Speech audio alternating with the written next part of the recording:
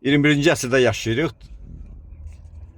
İsrail hakimiyyəti bugünkü Türkiyəni Osmanlı İmperiyası dövründə erməni soyqırımı törətməkdə ittiham edir. Bu karın kora lağ eləməkdir. Digər tərəfdən mənfi cəhəti nədir? Dünyada tanınan iki güclü lobbi varsa, biri erməni, bir də Yahudi. Xoşumuz gəlməsə belə bu iki lobbinin birləşməyi, Türkiyəyə qarşı birləşməyi, nəinki İsraildə, hətta Amerika Birləşmiş Ştatlarında da həmin bu dırnaqarası soyqırımı tanıtmağa cəhd edəcəklər. Yəqin ki, tanınacaqlar. Mənfi cəhəti odur. Bugün Amerika öz dövrünün ən yüksək həddində, pik həddində yaşayır. Demək olar ki, hegemon dövlətdir yer üzündə və bu daim belə olmayacaq. Nə vaxtsa yaxın illərdə bu yer dəyişiləcək və onda bütün nəinki müsəlman dövlətlər, hətta qeyri-müsəlman dövlətlər də İsraili törətdiyi cinayətlərdə ittiham eləyəcəklər və soyqırımda demək olar ki, İsrail ittiham olunacaq. Biz də həmin o koalisiyaya daxil olacaq. Yəni Türkiyənin arxasında olaraq, Türk dünyası olaraq biz də bu ittihamlara qoşulacağıq və bunun da mənfi cəhəti odur. Qardaş və dost ölkə arasında seçim edə bilməməyimiz.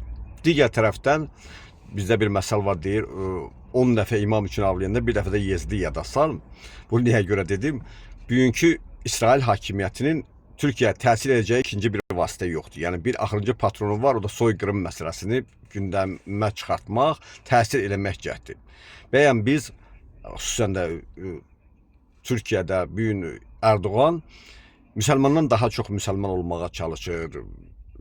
Ərəbdən daha çox ərəb olmağa çalışır. Baxın ətrafınızda İsraillə ərəb dünyasının münasibətinə və düşmən olan yalnız iki ölkə var. Bir İran, bir də Türkiyə. Yəni heç birinə ərəbdir.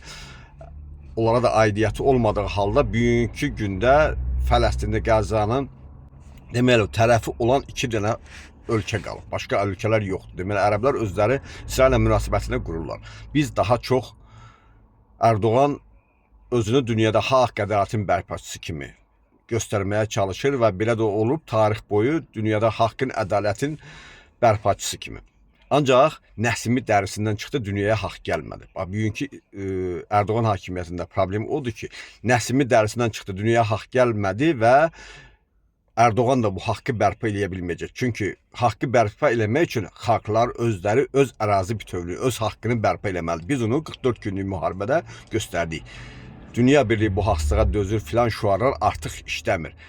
Ərəb dünyası, dünyanın ən varlı dövlətləri, imkanları yüksək həddə olduğu halda onlar bu işə əl qoymadığı halda bugün Türkiyə dəridən qabıqdan çıxır. Netanyahu hakimiyyəti bundan başqa çıxış yolunu tapmır. Sağ olun.